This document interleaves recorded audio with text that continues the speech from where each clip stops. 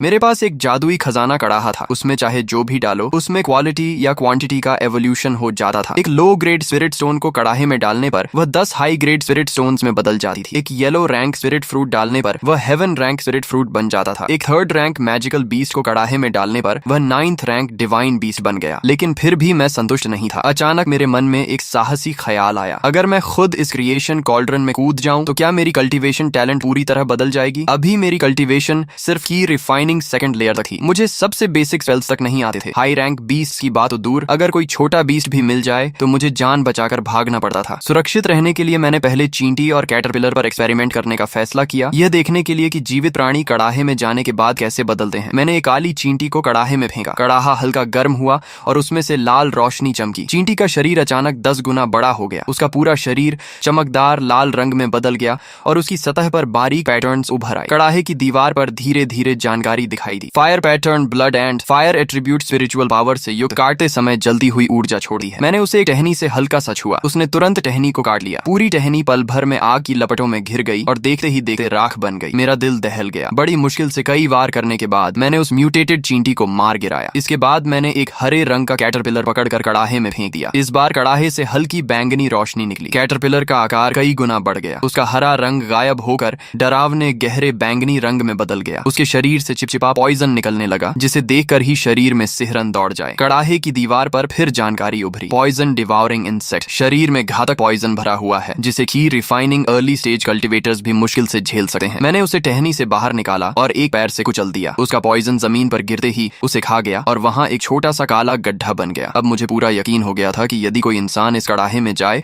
तो उसकी शक्ति में जबरदस्त छलांग लग सकती है। लेकिन मेरे मन में अभी भी एक डर था। कड़ाहे में जाने के बाद क्या मेरी स्पिरिट रूट्स बेहतर होंगी या मैं किसी इंसान और राक्षस के बीच की विकृत क्रीचर बन जाऊंगा। फिर मैंने सोचा, मैं तो वैसे भी एक low grade mixed spirit root वाला बेकार कल्टीवेटर हूँ, जिसकी कल्टीवेशन की स्पीड कछुए से भी धीमी है। अगर मॉन्स्टर भी बन गया तो भी पूरी जिंदगी बेकार रहने से बेहतर होगा। मैंने गहरी सांस ली, दिल की घबराहट दबाई और क्रिएशन कॉल्ड्रन में छलांग लगा दी। जैसे ही मैं अंदर पहुंचा, गर्म और शक्तिशाली ऊर्जा मेरे पूरे शरीर में दौड़ गई। मेरे शरीर से हल्की सुनहरी रोशनी निकलने लगी। हड्डियों से लगातार क्रैक क्रैक की आवाजें आने लगी। मेरा फिजिक आंखों के सामने बदलने लगा। कड़ाहे की दीवार पर जानकारी लगातार बदलती रही। Spirit root purification, physique enhancement और अंत में 4 सुनहरे शब्द वहीं स्थिर हो गए। Heaven tyrant body. उसी पल मेरे शरीर से तेज सुनहरी रोशनी फूटी जो सीधे छत तक जा पहुंची। पूरी लकड़ी की झोपड़ी उसके प्रकाश से जगमगा उठी। ये ठीक नहीं था। अगर सेक्ट के लोगों ने यह असामान्य घटना देख ली तो क्रिएशन कॉल्ड्रन का रहस्य उजागर हो जाएगा। ऐसे खजाने का मालिक होने पर मेरी जान खतरे में पड़ सकती थी। मैंने तुरंत प्रक्रिया रोक दी, पूरी ताकत से बाहर छलांग लगाई और उंगली हिलाकर कड़ाहे को छोटा करके अपने शरीर में समा लिया। फिर मैं तेजी से झोपड़ी से बाहर निकला और छत पर चढ़ गया। रात के अंधेरे में मैंने चारों ओर नजर दौड़ाई। सब कुछ शांत था, कोई असामान्यता नहीं दिखी। तब जाकर मैंने राहत की सांस ली। हेवन टायरेंट बॉडी, ये सेंट बॉडी के बाद दूसरी सबसे शक्तिशाली फिजिक थी। इसके साथ कल्टीवेशन स्पीड आम लोगों से कहीं ज्यादा होती है और शरीर की ताकत बेजोड़ होती है। अगर मैं बीच में बाहर न कूदता तो शायद सीधे सेंट बॉडी में इवॉल्व हो जाता। मुझे अपने पिछले एक्सपेरिमेंट्स याद आए, चाहे स्पिरिट स्टोन्स हों, स्पिरिट फ्रूट्स हों या फिर चींटियां और कैटरपिलर्स। कड़ाहे में जाने के बाद उनकी शक्ति लगभग 10 गुना बढ़ी थी। मैंने सोचा था कि मुझे हाई ग्रेड स्पिरिट रूट मिल जाए तो भी बहुत बड़ी ब्लेसिंग होगी, लेकिन मेरी फिजिक्स सीधे हेवन टायरेंट बॉडी तक पहुंच गई और सेंट बॉडी से बस एक कदम दूर रह गई। ये कड़ाहा जीवित प्राणियों को निर्जीव वस्तुओं से भी अधिक भयावह तरीके से इवॉल्व करता था। लेकिन खुशी के बाद मैं जल्दी ही शांत हो गया। जो पेड़ सबसे ऊंचा होता है सबसे पहले वही आंधी का निशाना बनता है। सेंट बॉडी जैसी फिजिक बहुत ज्यादा ध्यान आकर्षित करती है। अगर इसका राज खुल गया तो साथ ही डिसाइपल्स ईर्ष्या में मुझे नुकसान पहुंचाने की कोशिश करेंगे और अनगिनत शक्तिशाली लोग भी मेरी ओर आकर्षित होंगे। तब क्रिएशन कॉल्ड्रन का रहस्य छिपाना और मुश्किल हो जाएगा। इसलिए फिलहाल अपनी फिजिक की ऑरा को दबाकर लो प्रोफाइल रहना ही सबसे सुरक्षित रास्ता था। मैं वापस झोपड़ी में गया, कुछ स्पिरिट फ्रूट्स खाए और बैठकर स्पिरिचुअल पावर को रिफाइन करने लगा। सिर्फ 2 घंटे में ही मेरी स्पिरिचुअल पावर काफी बढ़ गई और मैं की refining second layer late stage तक पहुंच गया। इसी स्पीड से चलता रहा तो कल 3rd लेयर में ब्रेक थ्रू कर लूंगा। अगले दिन शाम को मैं अंधेरा होने पर ऑर्चर्ड की ओर गया ताकि स्पिरिट फ्रूट्स इकट्ठा करके कल्टीवेशन कर सकूं। जैसे ही मैं ऑर्चर्ड के दरवाजे पर पहुंचा, मैंने देखा कि कुछ हैंडीमैन डिसाइपल्स मेरी तरफ आ रहे हैं। उनके आगे लिनफील्ड एरिया का नेता श्योंगबा चल रहा था। यह आदमी हमेशा दूसरों पर अत्याचार करता था और कमजोर डिसाइपल्स को सताता था। मेरा दिल बैठ गया, लेकिन मैंने सम्मान दिखाने का नाटक किया। बेयर ब्रदर, क्या आप लोग ऑर्चर्ड की इंस्पेक्शन करने आए हैं? इंस्पेक्शन की ऐसी की तैसी, हम लोगों का कुछ खाने का मन है। तुम्हारे ऑर्चर्ड से कुछ स्पिरिट फ्रूट्स लेने आए हैं। मैंने गुस्सा दबाकर मुस्कुराते हुए कहा, बेयर ब्रदर, रात के खाने के बाद सेक्ट ने already yellow rank low grade spirit fruits बांटे हैं। ज्यादा खाने से स्पिरिचुअल पावर अनस्टेबल हो सकती है और कल्टीवेशन पर बुरा असर पड़ेगा। ज्यादा बकवास मत कर, जितने कह रहे हैं उतने तोड़ और जल्दी से कई दर्जन स्पिरिट फ्रूट्स लेकर आ। मिड ग्रेड स्पिरिट फ्रूट्स तोड़ना, अगर किसी ने लो ग्रेड ग्रेड तोड़े तो मैं उसकी टांगें तोड़ दूंगा। शोंगबा का चेहरा सख्त हो गया और उसने सीधे मेरे चेहरे पर जोरदार थप्पड़ मार दिया। वह पहले से ची रिफाइनिंग थर्ड लेयर में था, इसलिए उस थप्पड़ की ताकत बेहद ज्यादा थी। मैं लड़खड़ा कर पीछे गिर पड़ा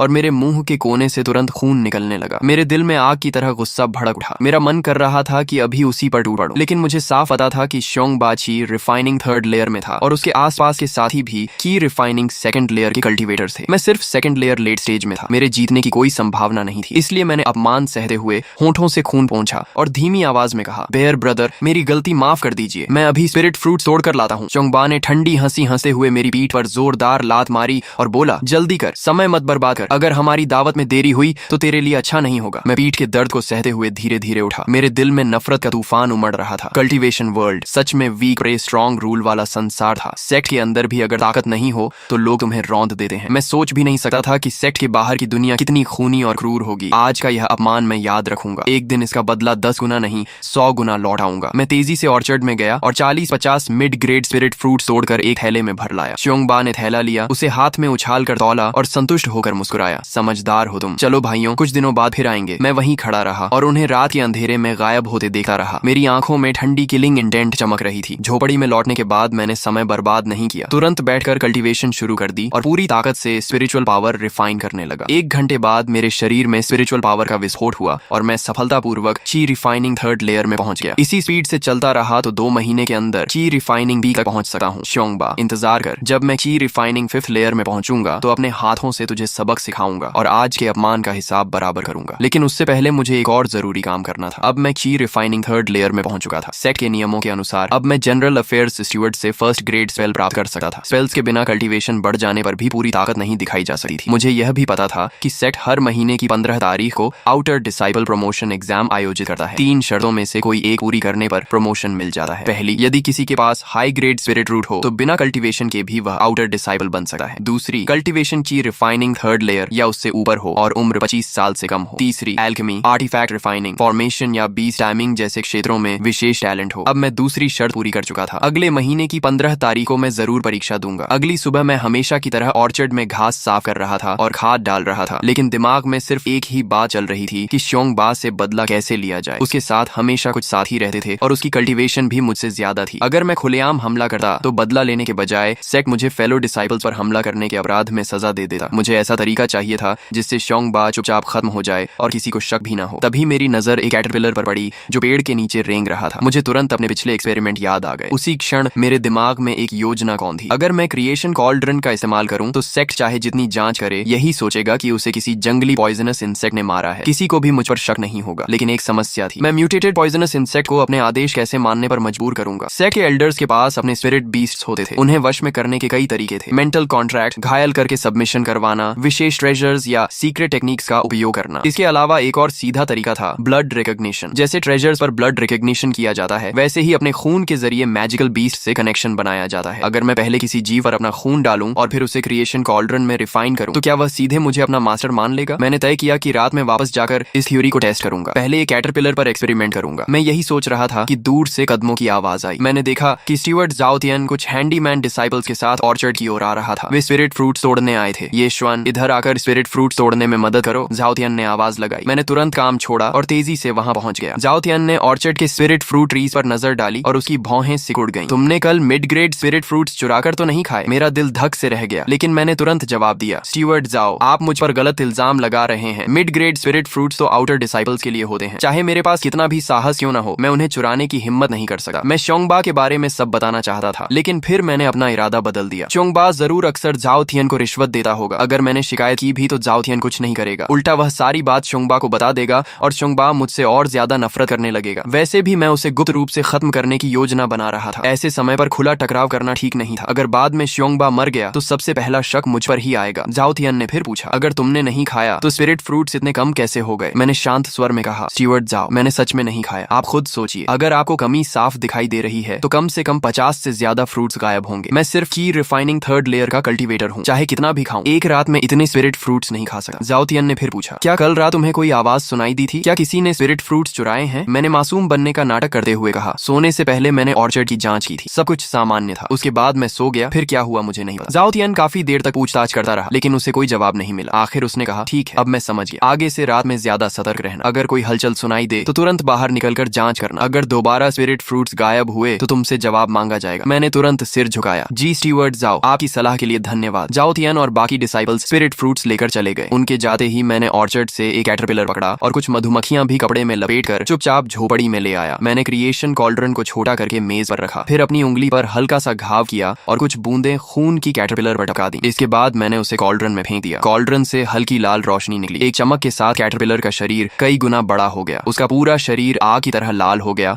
और उसके शरीर पर हल्की लपटें भी जलने लगी। कॉल्ड्रन की दीवार पर जानकारी उभरी। Crimson fire spirit insect, first rank spirit insect, कमजोर अग्नि को नियंत्रित कर सकता है। फायर स्पिरिचुअल इंटेलिजेंस प्रारंभिक स्तर पर जागृत, मास्टर को पहचान चुका है। मैंने देखा कि क्रिम्सन फायर स्पिरिट इंसेक्ट अपनी दोनों एंटेना हिलाते हुए धीरे धीरे कॉल्ड्रन के किनारे तक आया, मानो मुझसे मित्रता दिखा रहा हो। मेरा दिल तेजी से धड़कने लगा। मैंने सावधानी से आदेश दिया, मेज पर चढ़कर आओ। जैसे ही मेरे शब्द खत्म हुए, क्रिम्सन फायर स्पिरिट इंसेक्ट धीरे धीरे क्रिएशन कॉल्ड्रन से बाहर निकला और रेंगते हुए ठीक उसी जगह पहुंच गया जहां मैंने उसे जाने का आदेश दिया था। सफल हो गया। ब्लड रिकॉग्निशन और क्रिएशन कॉल्ड्रन की रिफाइनिंग को मिलाकर सच में ऐसे स्पिरिट बीस्ट्स बनाए जा सकते हैं जो अपने मास्टर के पूरी तरह वफादार हों। मैं खुशी से मुस्कुराया और कहा, ठीक है, अब तुम जाकर एक तरफ आराम से घूमो। क्रिम्सन फायर स्पिरिट इंसेक्ट मानो मेरी बात समझ गया। वह धीरे धीरे रेंग कर कमरे के कोने में चला गया। इसके बाद मैंने कुछ बूंदें अपना खून मधुमक्खियों पर टपकाई और उन मधुमक्खियों के साथ उन्हें ढकने वाला कपड़ा भी क्रिएशन कॉल्ड्रन में डाल दिया। कॉल्ड्रन से हल्की सफेद रोशनी निकली। कपड़ा और मधुमक्खियां दोनों एक साथ इवॉल्व होने लगे। कॉल्ड्रन की दीवार पर दो नई जानकारियां उभरी। Black iron protective robe, yellow rank mid grade magical artefact, chi refining realm cultivators और ब्लड बाउंड स्पिरिट बीस्ट्स के हमलों का सामना कर सकता है। प्राप्त नुकसान को 30% कम करता है। अत्यंत मजबूत और आसानी से नष्ट नहीं होता। दूसरी जानकारी थी crimson shadow poison bee, first rank spirit beast. इसकी पूंछ के डंक में बोन पियर्सिंग पॉइजन भरा हुआ है। इसका पॉइजन अत्यंत घातक है। ची रिफाइनिंग रेल्म कल्टीवेटर को डंक लगते ही तुरंत मौत हो सकती है। पॉइजन इस्तेमाल होने के बाद दोबारा भरने में 1 महीना लगा है। मैं बेहद खुश हो गया। मुझे उम्मीद नहीं थी कि साधारण कपड़ा भी क्रिएशन कॉल्ड्रन में रिफाइन होकर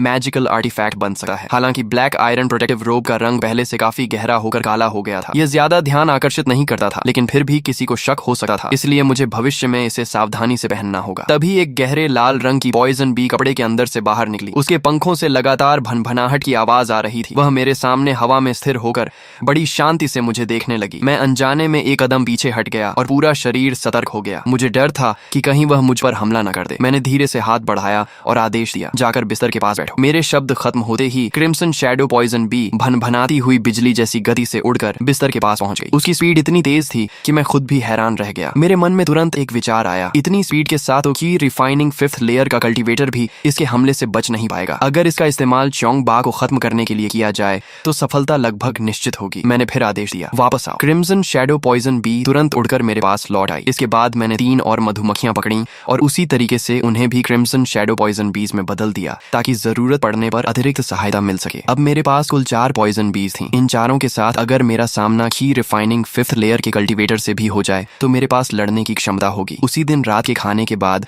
मैं हमेशा की तरह ऑर्चर्ड में स्पिरिट फ्रूट्स लेने जाने वाला था कि तभी मैंने देखा श्योंग बा अपने कुछ साथियों के साथ फिर ऑर्चर्ड के दरवाजे पर आ पहुंचा। ये आदमी सच में दोबारा आ गया। मेरे दिल में ठंडी हंसी गूंज उठी, लेकिन चेहरे पर मैंने सम्मान का भाव बनाए रखा। बेयर ब्रदर, आप आ गए। मैं अभी आपके लिए स्पिरिट फ्रूट्स तोड़ कर लाता हूँ। चोंगबा घमंड से मुस्कुराया, अच्छा है, अब तुम समझदार हो गए हो। उसके आसपास खड़े साथी भी हंसने लगे। बेयर ब्रदर, इस लड़के को पिछली बार आपने जो पीटा था उसके बाद ये काफी सीधा हो गया है। ये ऐसा ही है, जब तक मारना पड़े तब तक बात नहीं मानता। दूसरा आदमी बोला, बेयर ब्रदर, क्यों ना जाओ स्टीवर्ड से कहकर इसे स्पिरिट फील्ड एरिया में काम पर भेज दें और ऑर्चर्ड की रखवाली के लिए हमारे किसी आदमी को लगा दें, फिर हमें स्पिरिट फ्रूट्स खाने में और भी आसानी होगी। चोंगबा ने हंसते हुए कहा, तुम्हें कुछ समझ नहीं है। जाओ स्टीवर्ड को आदमी बदलने के लिए कम से कम 5 लो ग्रेड स्पिरिट स्टोन्स रिश्वत में देनी पड़ेंगी। उसके बाद हर महीने 2 और स्पिरिट स्टोन्स देने होंगे। अभी तो बिना एक भी स्पिरिट स्टोन खर्च किए हम मिड ग्रेड स्पिरिट फ्रूट्स खा रहे हैं। इससे अच्छा सौदा और क्या होगा। उसके साथ ही तुरंत चापलूसी करने लगे। बेयर ब्रदर सच में बहुत बुद्धिमान है। सबके चेहरों पर खुशामद भरी मुस्कान थी। मैंने कुछ नहीं कहा, चुपचाप ऑर्चर्ड में गया, कई दर्जन मिड ग्रेड स्पिरिट फ्रूट्स तोड़े और उन्हें एक थैले में भरकर श्योंगबा को दे दिया। बेयर ब्रदर, ये लीजिए। श्योंगबा ने थैला लिया, संतुष्ट होकर सिर हिलाया और बोला, बहुत बढ़िया, चलो भाइयों, रास्ते में खाते हुए चलते हैं। इतना कहकर वह और उसके साथी हंसते बोलते ऑर्चर्ड से निकल गए। जैसे ही वे कुछ दूर पहुंचे, मैंने तुरंत मन ही मन आदेश दिया कि चारों क्रिम्सन शैडो पॉइजन बीज चुपचाप उनका पीछा करें और बिना किसी को पता चले श्योंगबा और उसके साथियों का अंत कर दें। चारों क्रिम्सन शैडो पॉइजन बीज अपने अपने लक्ष्य की ओर बढ़ीं और बिना कोई आवाज किए श्योंगबा और उसके साथियों तक पहुंच गईं। उनमें से एक पॉइजन बी सीधे श्योंगबा के कान के पीछे जा पहुंची और उसी क्षण उसने अपना डंक घोंप दिया। बोन पियर्सिंग पॉइजन पल भर में श्योंगबा के शरीर में फैल गया। श्योंगबा दर्द से चीख उठा और तुरंत कान के पीछे हाथ मारने लगा, लेकिन तब तक पॉइजन बी गायब हो चुकी थी। ऐसा लग रहा है जैसे किसी चीज ने मुझे डंक मारा है। श्योंगबा की चेतना तेजी से धुंधली होने लगी, उसकी जुबान लड़खड़ाने लगी और शब्द साफ निकलना बंद हो गए। बात पूरी भी नहीं हुई थी कि वह धड़ाम से जमीन पर गिर पड़ा और उसकी सांसें हमेशा के लिए रुक गईं। उसके तीनों साथी अभी समझ भी नहीं पाए थे कि क्या हुआ है कि बाकी 3 क्रिम्सन शैडो पॉइजन बीज ने भी उन्हें डंक मार दिया। कुछ ही पलों में वे भी एक एक करके जमीन पर गिर पड़े और उनकी भी मौत हो गई। अरे नहीं, बेयर ब्रदर और बाकी लोगों के साथ कुछ हो गया। अभी तो बेयर ब्रदर कह रहे थे कि किसी चीज ने उन्हें डंक मारा है। क्या ये पॉइजन बीज हैं? यहाँ जानलेवा पॉइजन बीज हैं, भागो। दूर से गुजर रहे कुछ हैंडीमैन डिसाइपल्स ने यह दृश्य देखा तो डर के मारे उनकी हालत खराब हो गई। वे चीखते हुए चारों दिशाओं में भाग गए। अगले ही दिन सुबह श्योंगबा और उसके साथियों की पॉइजन बीज के डंक से हुई मौत की खबर पूरे हैंडीमैन एरिया में फैल गई। चीफ स्टीवर्ड लिन खुद लोगों को लेकर जांच करने आया। जांच के बाद यह तय हुआ कि चारों की मौत म्यूटेटेड पॉइजन बीज के डंक से हुई थी। चीफ स्टीवर्ड लिन ने मामला सेक्ट एल्डर्स को सौंप दिया। एल्डर्स को घटना थोड़ी अजीब जरूर लगी, लेकिन चिंगयुन सेक्ट विशाल क्षेत्र में फैला हुआ था और उसके पीछे गहरे पहाड़ों और जंगलों की लंबी श्रृंखला थी। वहां म्यूटेटेड पॉइजनस इंसेक्ट्स और पॉइजन बीज का मिलना कोई अनोखी बात नहीं थी। ऊपर से सिर्फ 4 हैंडीमैन डिसाइपल्स की मौत हुई थी, जो पूरे चिंगयुन सेक्ट के हिसाब से बेहद छोटी घटना मानी गई। फिर भी इस घटना ने पूरे हैंडीमैन एरिया में हलचल मचा दी। हर कोई डरा हुआ था कि कहीं अगला शिकार वह खुद न बन जाए। एल्डर्स ने चर्चा के बाद 2 फैसले लिए। पहला, सेक्ट के सभी इनर और आउटर डिसाइपल्स को पूरे चिंगयुन सेक्ट क्षेत्र की तलाशी लेने का आदेश दिया गया, ताकि पॉइजनस इंसेक्ट्स, पॉइजन बीज, पॉइजनस स्नेक्स और अन्य खतरनाक जीवों का सफाया किया जा सके। दूसरा, सभी आउटर डिसाइपल्स और हैंडीमैन डिसाइपल्स को एंटीडोट पिल्स बांटी गई। ये एंटीडोट पिल्स लो रैंक पॉइजनस इंसेक्ट्स और पॉइजन बीज के पॉइजन को न्यूट्रलाइज कर सकती थी। दोनों फैसले बहुत जल्दी लागू कर दिए गए और सेक्ट के अंदर फैला डर धीरे धीरे कम होने लगा। मैंने भी इस मौके का फायदा उठाया और 2 और मधुमक्खियां पकड़कर उन्हें क्रिएशन कॉल्ड्रन में रिफाइन करके क्रिम्सन शैडो पॉइजन बीज बना लिया। जितनी ज्यादा सुरक्षा होगी उतना अच्छा रहेगा। महीने के आखिर में मैं हैंडीमैन हॉल गया और इस महीने की सैलरी प्राप्त की। 5 लो ग्रेड स्पिरिट स्टोन्स और 3 लो ग्रेड की गैदरिंग पिल्स। यही हर हैंडीमैन डिसाइपल की मासिक सैलरी थी। भले ही यह ज्यादा नहीं थी, लेकिन मेरी रोज की कल्टीवेशन के लिए काफी थी। रात का खाना खाने के बाद मैं अपने घर लौटा। जैसे ही दरवाजा खोला, मैंने देखा कि जाओ चेन दूर से मेरी ओर आ रहा है। यह बूढ़ा लोभी आदमी जरूर फिर स्पिरिट स्टोन्स वसूलने आया होगा। मैंने मन ही मन उसे कोसा, लेकिन चेहरे पर सम्मान बनाए रखा। स्टीवर्ड जाओ, आप आ गए। जाओ चेन ने ठंडी आवाज में हंकार भरी और अपना हाथ आगे बढ़ाते हुए घमंडी लहजे में बोला, ये श्वान, पिछली बार जो एक लो ग्रेड स्पिरिट स्टोन तुमने मुझसे उधार लिया था, अब उसे लौटाने का समय आ गया है। मेरे पास कोई विकल्प नहीं था। मैंने अपनी जेब से एक लो ग्रेड स्पिरिट स्टोन निकाला और उसे दे दिया। कुछ समय पहले कल्टीवेशन के लिए स्पिरिचुअल एनर्जी की कमी होने पर मैंने उससे एक स्पिरिट स्टोन उधार लिया था। मुझे उम्मीद नहीं थी कि वह उसे इतनी देर तक याद रखेगा और खुद उसे लेने आ जाएगा, लेकिन स्पिरिट स्टोन लेने के बाद भी जाओ चेन जाने को तैयार नहीं था। वह फिर बोला, ये श्वान, वैसे भी अगले महीने तुम्हें मुझे 2 लो ग्रेड स्पिरिट स्टोन्स देने हैं, क्यों ना अभी ही दे दो, ताकि मुझे अगली बार आने की परेशानी ना उठानी पड़े। मेरे दिल में गुस्सा उबल पड़ा। यह बूढ़ा सच में हद से ज्यादा लालची था। हैंडीमैन डिसाइपल्स को हर महीने स्टीवर्ड्स को 2 लो ग्रेड स्पिरिट स्टोन्स देने पड़ते थे। अगर कोई देने से मना करे तो उसे सबसे कठिन और खतरनाक स्पिरिट और माइन में भेज दिया जाता था। वहां का माहौल बेहद खराब था और अक्सर मैजिकल बीस्ट भी दिखाई देते थे। वहां जाना लगभग मौत को दावत देने जैसा था। मैंने गुस्सा दबाते हुए धीरे से कहा, स्टीवर्ड्स जाओ, अगले महीने के स्पिरिट स्टोन्स मैं समय पर आपको दे दूंगा, आप चिंता मत कीजिए। जाओ चेन का चेहरा तुरंत सख्त हो गया। उसने धमकी भरे स्वर में कहा, बेहतर होगा कि समझदारी दिखाओ। अगले महीने की 15 तारीख से पहले स्पिरिट स्टोन्स मुझे मिल जाने चाहिए। अगर नहीं मिले तो मैं तुम्हें सीधे स्पिरिट और माइन में भेज दूंगा। तब तुम्हें पता चलेगा कि असली तकलीफ क्या होती है। इतना कहकर वह स्पिरिट स्टोन हाथ में लिए घमंड से मुस्कुराता हुआ वहां से चला गया। जाओ चेन की दूर जाती हुई पीठ को देखते हुए मेरी आंखों में ठंडी किलिंग इंटेंट चमक उठी। मेरी आंखों में किलिंग इंटेंट और भी गहरी हो गई। ये जाओ चेन हमेशा से हैंडीमैन डिसाइपल्स पर अत्याचार करता था और लालच की उसकी कोई सीमा नहीं थी। अब वह मुझे भी लगातार धमका रहा था। अगर मैंने उसे नहीं हटाया तो भविष्य में वह जरूर मेरे लिए बड़ी परेशानी बन जाएगा। मैंने तुरंत अभी अभी तैयार की गई 2 क्रिम्सन शैडो पॉइजन बीज को बाहर निकाला और जाओ चेन के जाते हुए रास्ते की ओर इशारा करते हुए आदेश दिया, दूर से उसका पीछा करो, अपनी मौजूदगी का पता मत चलने देना, सही मौका मिलते ही उसे खत्म कर देना और काम बिल्कुल साफ सुथरा होना चाहिए। दोनों क्रिम्सन शैडो पॉइजन बीज ने भनभनाते हुए अपने पंख फड़फड़ाए और बिना कोई आवाज किए जाओ चेन के पीछे उड़ गईं। ये सब करने के बाद मैं वापस कमरे में गया, बैठकर कल्टीवेशन करने लगा और ची गैदरिंग पिल खाकर पूरी ताकत से कल्टीवेशन शुरू कर दी। जाओ चेन का मामला अब कल की खबरों पर छोड़ दिया था। फिलहाल मेरे लिए सबसे जरूरी चीज अपनी कल्टीवेशन बढ़ाना और ची रिफाइनिंग 3rd लेयर की फाउंडेशन को मजबूत करना था। अगले महीने की 15 तारीख को होने वाली आउटर डिसाइपल एग्जाम में सफल होना मेरे लिए सबसे महत्वपूर्ण था। सिर्फ आउटर डिसाइपल बनने के बाद ही मैं हैंडीमैन डिसाइपल की पहचान से छुटकारा पा सकता था, ज्यादा कल्टीवेशन रिसोर्सेज पा सकता था, अपनी किस्मत खुद नियंत्रित कर सकता था और उन सभी लोगों से बदला ले सकता था जिन्होंने कभी मेरा अपमान किया था। 2 घंटे बाद मेरे शरीर के अंदर स्पिरिचुअल पावर का जोरदार विस्फोट हुआ और एक और बॉटलनेक टूट गया। मैं साफ महसूस कर सकता था कि मेरे मेरे शरीर की स्पिरिचुअल पावर पहले से कहीं ज्यादा मजबूत हो गई है। मेरी कल्टीवेशन आधिकारिक रूप से की रिफाइनिंग 4th लेयर में प्रवेश कर चुकी थी। की रिफाइनिंग 3rd लेयर से 4th लेयर तक पहुंचने में मुझे सिर्फ 8 दिन लगे थे। इन 8 दिनों में मैंने 20 से ज्यादा yellow rank low grade spirit fruits, एक yellow rank mid grade spirit fruit और 6 मिड ग्रेड स्पिरिट स्टोन्स खर्च किए थे। इसके अलावा हेवन टायरेंट बॉडी की भयानक क्षमता भी मेरे साथ ही। इन 8 रातों की कल्टीवेशन का परिणाम मेरे पुराने 10 साल की मेहनत के बराबर था। शरीर में उमड़ती हुई स्पिरिचुअल पावर को महसूस करते हुए मेरे चेहरे पर मुस्कान आ गई। मैंने मन ही मन कहा, अगले महीने की 15 तारीख को मैं आउटर डिसाइबल एग्जाम जरूर दूंगा। इस बार मैं हैंडीमैन डिसाइबल की जिंदगी को पीछे छोड़ दूंगा। अगले दिन दोपहर को मैं हैंडीमैन कैफेटेरिया में खाना लेने गया और एक कोने में बैठकर खाने लगा। अभी मैंने 2 ही निवाले खाए थे कि पास बैठे कुछ हैंडीमैन डिसाइबल्स की बातचीत मेरे कानों में पड़ी। क्या तुमने सुना? कल रात स्टीवर्ट जो के साथ हादसा हो गया। क्या सच में? वह अचानक कैसे मर गया? बिल्कुल सच। सुना है कि सोते समय उसे पॉइजन बी ने डंक मार दिया। उसे एंटीडोट पिल खाने का मौका भी नहीं मिला। मैं चुपचाप खाना खाता रहा और उनकी बातें सुनता रहा। जाओ चेन ने मुझे कई बार परेशान किया था और श्योंगबा भी मुझे बार बार सताता था। अब दोनों अपने अंजाम तक पहुंच चुके थे। यह सोचकर खाना भी पहले से ज्यादा स्वादिष्ट लग रहा था। हालांकि जाओ चेन की मौत में एक अजीब बात थी। पॉइजन बीज आमतौर पर इंसानों पर हमला नहीं करती थीं और किसी के कमरे तक पहुंचकर उसके सोते समय हमला करना तो और भी असामान्य था। ऐसा लग रहा था मानो कोई खास तौर पर उससे बदला लेने आया हो। लेकिन सेक्ट एल्डर्स ने काफी जांच की और कोई सबूत नहीं मिला। आखिरकार इस घटना को भी एक दुर्घटना मानकर बंद कर दिया गया। सिर्फ इतना आदेश दिया गया कि सभी हैंडीमैन डिसाइपल्स रात में दरवाजे और खिड़कियां अच्छी तरह बंद रखें और सावधान रहें। जाओ चेन की मौत के बाद चीफ स्टीवर्ड लीन ने एक नए स्टीवर्ड को नियुक्त किया। सौभाग्य से यह नया स्टीवर्ड शांत स्वभाव का था और उसने मुझे किसी तरह की परेशानी नहीं दी। कुछ दिन बाद जब मेरी कल्टीवेशन पूरी तरह स्थिर हो गई तो मैं चीफ स्टीवर्ड लिन से लो लेवल स्पेल सीखने के लिए हैंडीमैन मेन हॉल पहुंचा। चीफ स्टीवर्ड लिन हाथ पीछे बांधे खड़ा था। मुझे इतनी कम उम्र में वहां देकर उसके चेहरे पर आश्चर्य दिखाई दिया। उसने पूछा, तुम्हारी उम्र में कल्टीवेशन ची रिफाइनिंग 2nd लेयर तक पहुंच गई है क्या? साधारण हैंडीमैन डिसाइपल्स की टैलेंट बहुत साधारण होती है। उन्हें ची रिफाइनिंग 0 लेयर से 2nd लेयर तक पहुंचने में कम से कम 8-10 साल लग जाते हैं। मैंने सम्मान पूर्वक उत्तर दिया, डिसाइपल पहले ही ची रिफाइनिंग 2nd लेयर तक पहुंच चुका है। चीफ स्टीवर्ड लीन की आंखों में हैरानी और बढ़ गई। उसने मेरी कलाई पकड़ी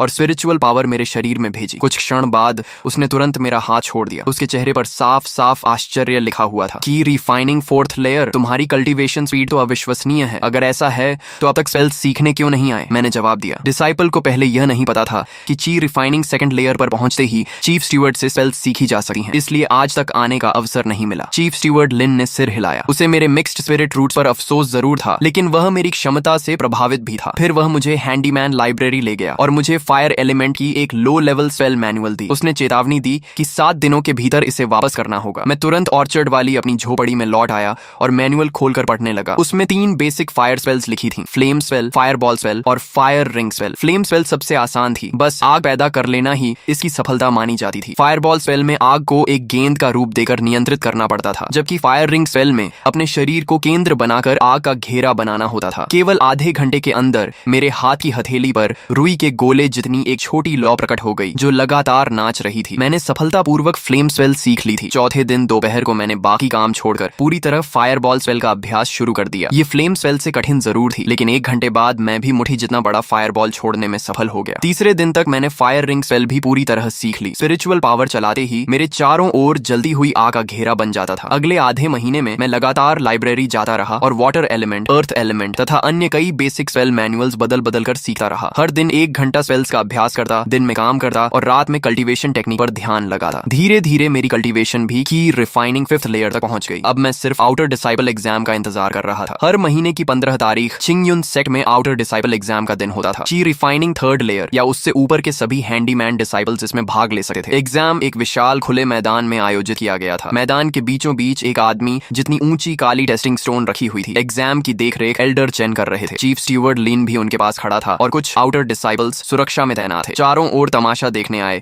हैंडीमैन डिसाइबल्स की भीड़ लगी हुई थी और सभी उत्साह से बातें कर रहे थे। पहला चरण कल्टीवेशन टेस्ट का था। मैं बाकी उम्मीदवारों के साथ लाइन में खड़ा हो गया। मेरा चेहरा शांत था, लेकिन अंदर हल्की घबराहट जरूर थी। कुछ उम्मीदवार एक एक करके टेस्टिंग स्टोन के पास गए। कुछ की कल्टीवेशन सिर्फ की रिफाइनिंग 2nd लेयर निकली, इसलिए टेस्टिंग स्टोन ने कोई प्रतिक्रिया नहीं दी और उन्हें निराश होकर लौटना पड़ा। कुछ की रिफाइनिंग 3rd लेयर में थे, लेकिन उनकी उम्र 25 साल से ज्यादा थी और स्पिरिट रूट्स भी कमजोर थीं, इसलिए वे भी असफल हो गए। तभी 24 साल का एक युवक मंच पर आया। उसकी कल्टीवेशन ची रिफाइनिंग 3rd लेयर निकली और एल्डर चेन ने सिर हिलाकर उसे पास घोषित कर दिया। नीचे खड़े लोग ईर्ष्या भरी नजरों से उसे देखने लगे। आखिर मेरी मेरी बारी आ गई। मैं मंच पर चढ़ा और अपना हाथ टेस्टिंग स्टोन पर रख दिया, लेकिन मैं चीफ स्टीवर्ड लिन की वह बात भूल गया कि टेस्ट के समय पूरी स्पिरिचुअल पावर पत्थर में भेजनी होती है, इसलिए टेस्टिंग स्टोन ने कोई प्रतिक्रिया नहीं दी। नीचे खड़े लोग तुरंत हंसने लगे। ये लड़का कहीं बेकार कल्टीवेटर तो नहीं, ची रिफाइनिंग 0 लेयर वाला भी एग्जाम देने आ गया? कितनी शर्म की बात है, जल्दी नीचे उतरो। एक अधिकारी ने भौहें चढ़ाते हुए डांटा कि रिफाइनिंग 0 लेयर वाला होकर भी एग्जाम देने आया है, तुरंत नीचे उतर जाओ और एग्जाम में बाधा मत डालो। तभी जब मैं दोबारा स्पिरिचुअल पावर चलाने वाला था, चीफ स्टीवर्ड लीन अचानक खड़ा हो गया और उसने अधिकारी को रोक दिया। 1 मिनट, क्या तुमने अभी अपनी स्पिरिचुअल पावर पूरी तरह इस्तेमाल नहीं की? टेस्टिंग स्टोन में पूरी स्पिरिचुअल पावर भेजनी पड़ती है, तभी असली कल्टीवेशन दिखाई देती है। तब जाकर मुझे अपनी गलती समझ में आई। मैंने तुरंत सिर हिलाया, दोबारा हाथ टेस्टिंग स्टोन पर रखा और अपने शरीर की सारी स्पिरिचुअल पावर उसमें प्रवाहित कर दी। उसी क्षण टेस्टिंग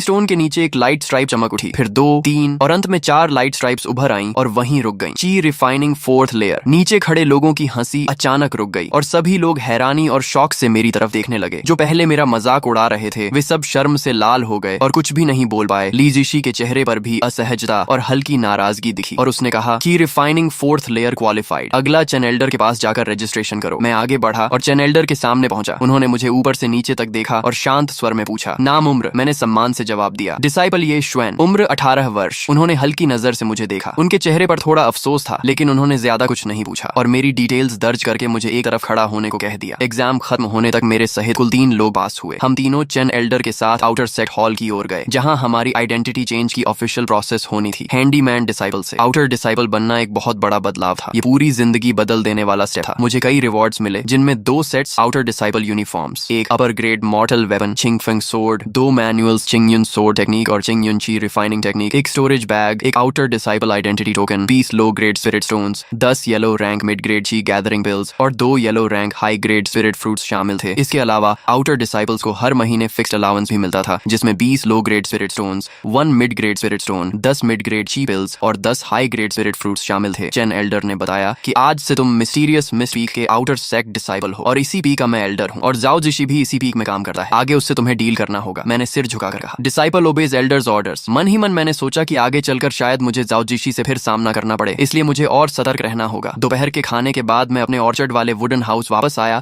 और अपना सामान पैक करने लगा। वैसे ज्यादा कुछ नहीं था, बस कुछ पुराने कपड़े और रोजमर्रा की चीजें। जैसे ही मैं पैकिंग खत्म कर रहा था, बाहर से फुटस्टेप्स की आवाज आई और मैंने देखा कि ऑर्चर्ड का पुराना हैंडीमैन जांग बो था। जांग बो कई सालों से ऑर्चर्ड में काम कर रहा था और बहुत काइंड हार्टेड था। जब मैं नया था और शोंगबा के लोग मुझे परेशान करते थे, तब उसने कई बार सीक्रेटली मेरी मदद की थी। उसके हाथ में एक क्लॉथ बैग था और चेहरे पर मुस्कान थी और उसने कहा, शाओशुएन, सुना है तुम आउटर डिसाइपल बन गए हो। उसने अपने हाथ में रखी 2 लो ग्रेड स्पिरिट स्टोन्स मुझे देते हुए कहा, ये मैंने बचा कर रखे थे, रख लो, आउटर सेक्ट में काम आएंगे। मैंने दिल से मना करते हुए कहा, आपका दिल बहुत बड़ा है, लेकिन मैं ये नहीं ले सकता, आपने खुद मेहनत से ये जमा किए हैं। उसने मुस्कुराकर कहा, तुमने बहुत आगे बढ़ना है, बस आगे जाकर हमें मत भूल जाना। मैंने सिर झुकाकर कहा, जांगबो, मैं जरूर वापस आऊंगा आपको मिलने। जांगबो से विदा लेकर मैं सीधे प्याओ मियाओ पीक की ओर चला गया। वहां मुझे मेरा नया रेजिडेंस मिला, एक लगभग 100 स्क्वायर मीटर का स्टोन हाउस, जिसमें bedroom, meditation room, storage room और हॉल सब कुछ था और उसमें रहने की सुविधा मेरे पहले वाले वुडन हट से सैकड़ों गुना बेहतर थी। मैंने अपना सामान रखा और फिर चिंगयुन ची रिफाइनिंग टेक्निक और चिंगयुन सोर टेक्निक निकालकर मेडिटेशन रूम में बैठकर पढ़ना शुरू किया। हेवन टायरेंट बॉडी की कॉम्प्रिहेंशन के कारण 1 घंटे से भी कम समय में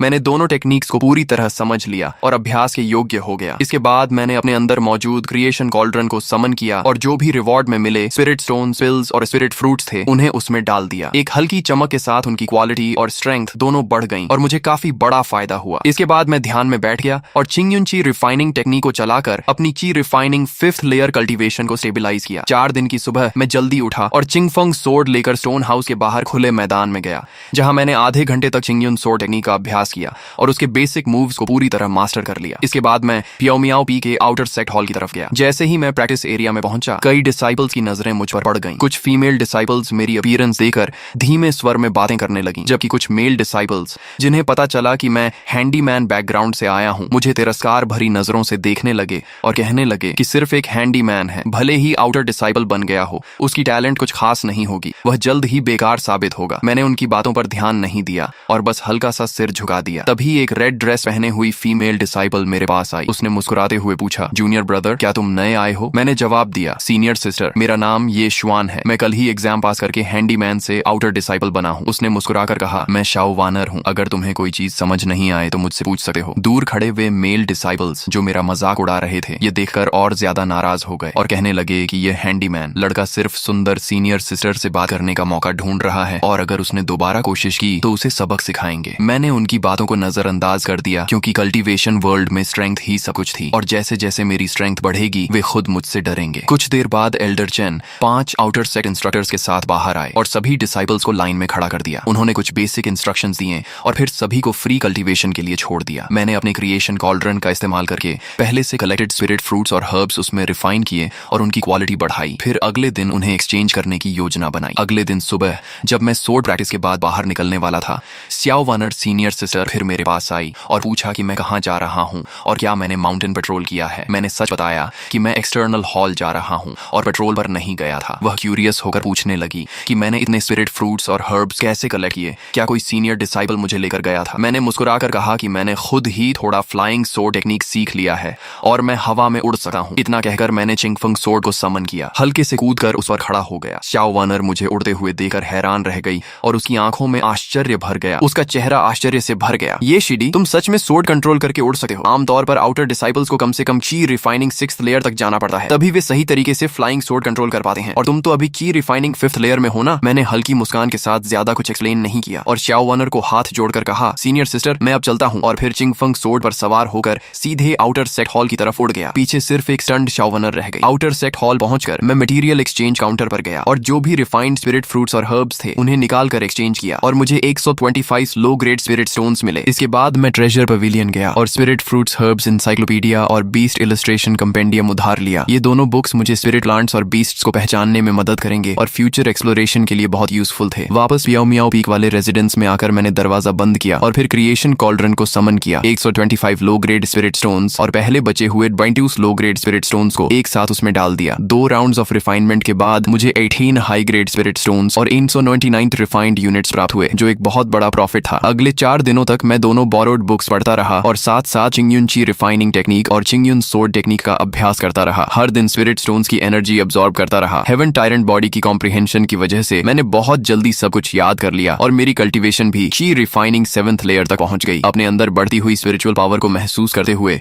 मैंने तय किया कि अगले दिन मैं अकेले रिसोर्स गैदरिंग के लिए बाहर जाऊंगा, क्योंकि क्रिम्सन शैडो पॉइजन बीज मेरे साथ ही, इसलिए अगर कोई टियर 2 बीस्ट भी आ जाए तो मैं उससे लड़ सकता था और ज्यादा रिसोर्सेज इकट्ठा करके अपनी कल्टीवेशन तेजी से बढ़ा सकता था। अगली सुबह अर्ली ट्रेनिंग के बाद मैं अकेले फ्लाइंग सोर्ड पर सवार होकर सेक्ट बैरियर से बाहर निकल गया और क्रिम्सन शैडो पॉइजन बीज को समन किया। वे एक बड़े स्पैरो जैसी बॉडी के साथ मेरे पीछे उड़ रही थीं। उनके तेज सुनहरे पंख उनकी सबसे खतरनाक वेपन थे। सेक्ट के आसपास 30-40 माइल्स तक ज्यादातर स्पिरिट फ्रूट्स और हर्ब्स पहले ही डिसाइपल्स द्वारा कलेक्ट कर लिए जाते थे, इसलिए मैं और दूर पहाड़ों की तरफ गया जहां रिसोर्सेज ज्यादा अबंडेंट थे। लगभग 30-40 माइल्स उड़ने के बाद मैंने सोर्ड नीचे उतारी और पैदल जंगल में प्रवेश किया। मैं ध्यान से स्पिरिट प्लांट्स आइडेंटिफाई कर रहा था और आसपास सतर्क था ताकि कोई पावरफुल बीस्ट अचानक हमला न कर दे। तभी जब मैं आधा बैग स्पिरिट फ्रूट्स कलेक्ट कर चुका था, एक तेज और दर्दनाक वुल्फ हाउल गूंजा और तुरंत ही एक 3 सिर वाला विशाल डीमन वुल्फ जंगल से बाहर कूद आया। Tier 2 beast 3 headed demon wolf. उसकी स्पीड बहुत तेज थी और कुछ ही सेकंड में वह मेरे सामने पहुंच गया। उसके तीनों सिरों ने एक साथ दहाड़ते हुए शार्प टीथ दिखाए और आसपास फाउल विंड फैल गई। मैंने तुरंत स्पिरिचुअल पावर एक्टिवेट किया और एक फायर बॉल बनाकर उस पर अटैक किया, लेकिन वह बहुत एजाइल था और आसानी से डॉज कर गया। फायर बॉल पीछे एक पेड़ पर लगा और उसे जला दिया। उसी मोमेंट जब वह फिर से मुझ पर झपटा, मैंने क्रिम्सन शैडो पॉइजन बी को कमांड दिया और वह तेज बुलेट की तरह उसके मिडिल हेड की तरफ शूट हुई और उसके शार्प विंग्स ने सीधे उसके मिडिल हेड को कट कर दिया। ब्लड स्प्रे हुआ और वह दर्द से चिल्लाया, लेकिन अभी भी गिरा नहीं। उसके बाकी 2 सिर और ज्यादा वायलेंट हो गए और मेरी तरफ फिर से अटैक किया। मैं तुरंत चिंगफंग सोर्ड पर जंप करके हवा में उठ गया और बेहद टेंस हो गया। फिर मैंने फायर सर्कल टेक्निक एक्टिवेट की और एक बर्निंग रिंग मेरे चारों तरफ फैल गई। वह 3 सिर वाला वुल्फ फिर से जंप करके अटैक करने आया, लेकिन आग की रिंग से टकराकर जलने लगा और दर्द से तड़पने लगा। उसके शरीर पर कई डीप वुंड्स बन गए और उसकी स्ट्रेंथ धीरे धीरे खत्म होने लगी। मौका देकर मैं नीचे उतरा और अपने फुल की रिफाइनिंग पावर को हाथ में कॉन्सेंट्रेट करके उसके सिर पर जोरदार पाल्म स्ट्राइक किया और उसका हेड क्रश हो गया और वह पूरी तरह डेड हो गया। मैं सांस लेते हुए थोड़ा पीछे हटा। अगर क्रिम्सन शैडो पॉइजन बी न होती तो ची रिफाइनिंग 7th लेयर पर भी इस टियर 2 बीस्ट को मारना आसान नहीं था। मैंने उसके बॉडी की जांच की तो अंदर से एक ब्लैक ग्लोइंग बीस्ट कोर मिला। टियर 2 बीस्ट कोर बहुत वैल्यूएबल आइटम था, जिसे या तो रिफाइन करके इस्तेमाल किया जा सकता था या कॉल्ड्रन में डालकर अपग्रेड किया जा सकता था। मैंने उसका फर और क्लॉज भी कलेक्ट किए और स्टोरेज बैग में रख दिए। फिर बिना रुके आगे फॉरेस्ट में स्पिरिट हर्ब्स कलेक्ट करता रहा। क्रिम्सन शैडो पॉइजन बीज मेरे चारों तरफ गार्ड करती रहीं और मैं स्टेडिली रिसोर्सेज इकट्ठा करता गया। धीरे धीरे बैग भर गया और शाम होते होते फॉरेस्ट और डेंजरस हो गया, इसलिए मैं वापस सेक्ट की ओर उड़ गया। फ्लाइट के दौरान मैं फाइट को याद करते हुए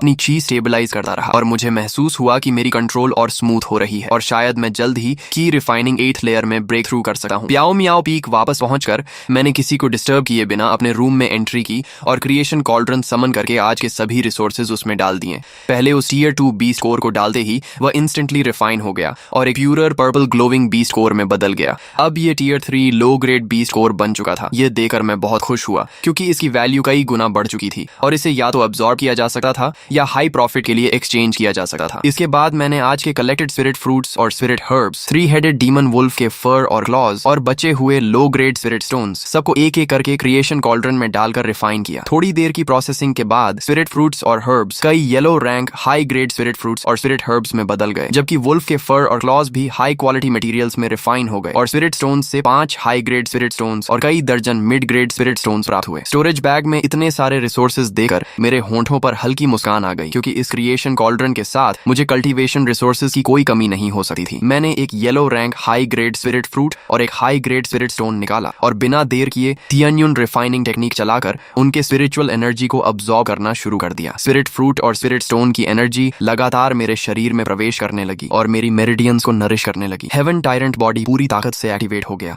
और इन एनर्जीज को तेजी से मेरी ओन कल्टीवेशन में ट्रांसफॉर्म करने लगा। इस मनहवा के अभी इतने ही पार्ट्स अवेलेबल हैं। जैसे ही इसके आगे के पार्ट्स आएंगे मैं उन्हें भी इसी चैनल पर अपलोड करके एक्सप्लेन करूंगा।